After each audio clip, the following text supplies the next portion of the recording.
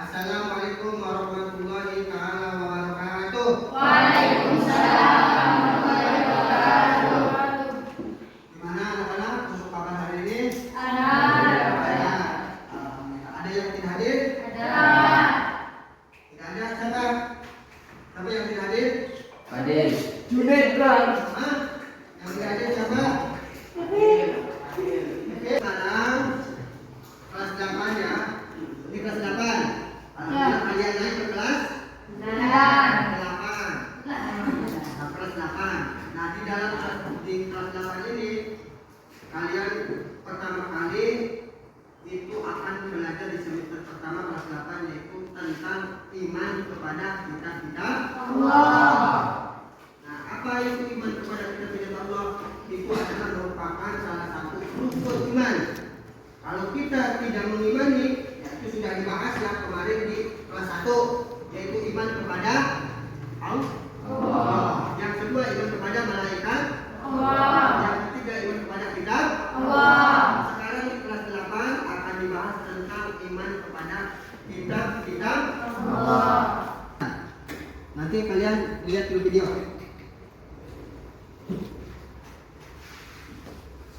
Pada kesempatan kali ini kita akan membahas tentang iman kepada kitab Allah.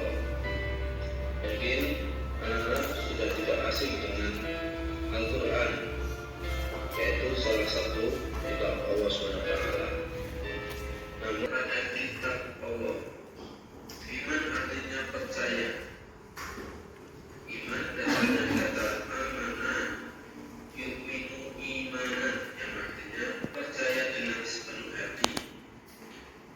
Iman kepada kitab Allah artinya kita harus mempercayai dengan sepenuh hati kita bahwa kitab yang diturunkan oleh Allah SWT kepada kita itu benar-benar adanya sebagai pedoman hidup kita agar dapat meraih kebaikan kitab Allah SWT. Dalam surat Al-Maidah ayat 16 disebutkan, dengan kitab itulah Allah memberi petunjuk kepada orang yang mengikuti keridhaannya ke jalan keselamatan, dan Allah mengeluarkan orang ini dari gelap gulita kepada cahaya dengan izinnya yang menunjukkan ke jalan yang lurus. Di dalam agama Islam kita wajib percaya terhadap 4 kitab suci yang telah diturunkan oleh Allah SWT kepada Rasulnya. Apa saja keempat kitab itu? Yang pertama, kitab Taurat. Kitab Taurat ini diwahyukan kepada Nabi Musa alaihissalam pada abad ke-12 sebelum Masehi.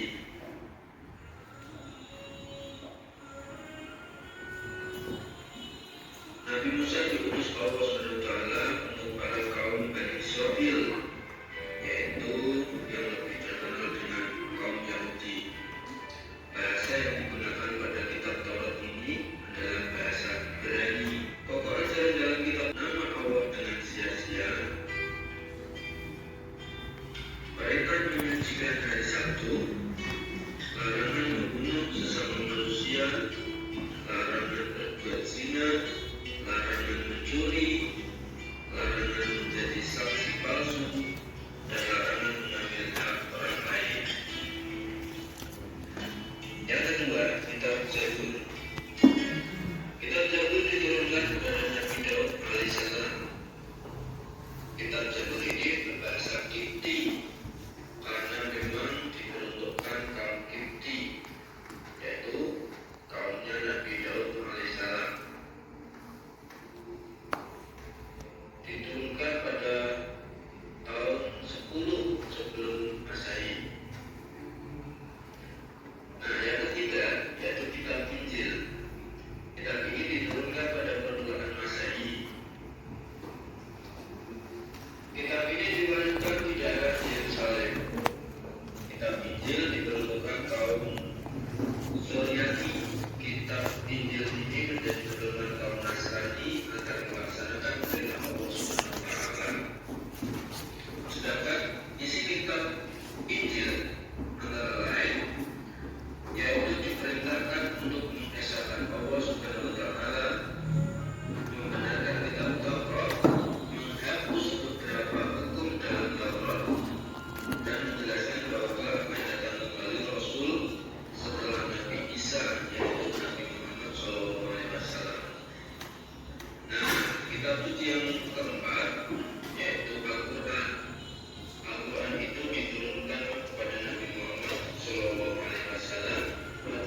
Masehi, yaitu mulai tahun 611 sampai 632 Masehi. Al-Quran ini diturunkan sebagai penyempurna dari kitab-kitab sebelumnya. Jadi Al-Quran itu diturunkan untuk menyempurnakan Kitab Al-Quran. diturunkan kepada Nabi Muhammad. dari mulai Injil, Zabur, Taurat itu sampai dari 114 kitab. Nah, kitab orang Bibitan itu adalah kitab Weda. Kitab Weda itu sudah Bibitan atau agama Bibitan. Tapi ada kumpulannya tetap ada di dalam Al-Quran. Nah, Al-Quran sendiri adalah kesimpulan. Nah, jadi kamu membuat karya, membuat karya ilmiah, Gusti Allah menurunkan dari kitab-kitab kita disimpulkan di dalam kitab Al-Quran. Jadi kitab Al-Quran itu kesimpulan. Apakah bisa kitab Al-Quran itu menyembuhkan orang yang sakit, menghidupkan orang yang sudah meninggal, mengobati orang yang kesurupan? Bisa apa? Dari semua surat Al-Fatihah sampai Anas itu ada semua. Makanya Qul Quran, apalagi yang namanya surat Yasin, faedahnya itu luar biasa.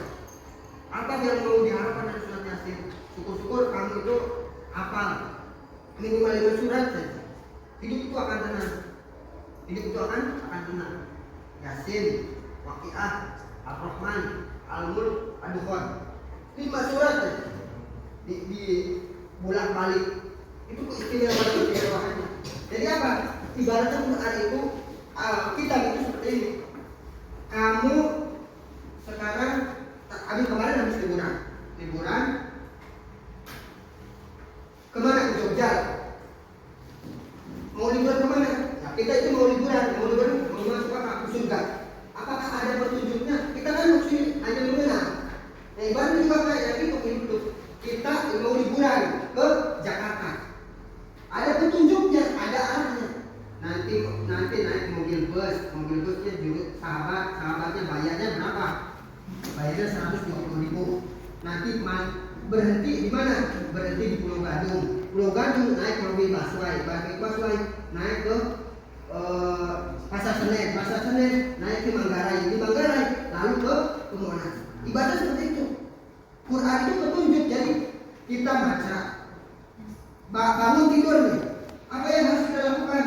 Nanti habis bangun tidur harus keluar rumah, nyari nafkah kalau sudah punya suami. Kalau masih anak-anak harus belajar. Ditunjuk, ada aturan. Ibaratnya orang yang sakit, kamu ke dokter. Penyakit apa? Jantung, paru-paru, usus, empedu, liver. Menunjuk petunjuk dokter. Obat ini dimakan pagi sekali, siang sekali. Nah, itu ibaratnya seperti itu. Silakan bertanya. Ada pertanyaan dari kelompok pertama? Ayo tanya. Apa? Ayo tanya pertanyaan enggak?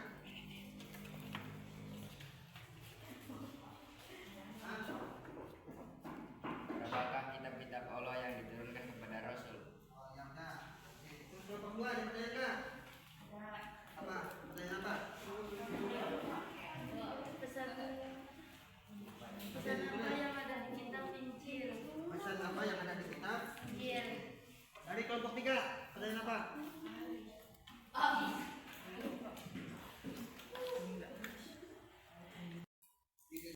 sekarang refleksi penutup daripada akhir pembelajaran bahwa kita yang diturunkan oleh Allah yaitu adalah jumlahnya semua itu ada 114. Tapi yang wajib untuk diketahui yaitu hanya pesan-pesan yang ada di dalam Al-Quran khususnya ada 5. Pesan-pesannya itu ada 5. Maknanya apa saja dalam Al-Quran? Itu ada akidah, ada akhlak, ada mubadalah, ada syariat, ada tarikh atau sejarah. Pesan Al-Quran itu apa? Itu hanya ada 5. Jadi itu adalah mungkin untuk pembelajaran sekarang dicukupkan sekian saja. Mudah-mudahan kita bisa bertemu lagi di minggu yang akan datang.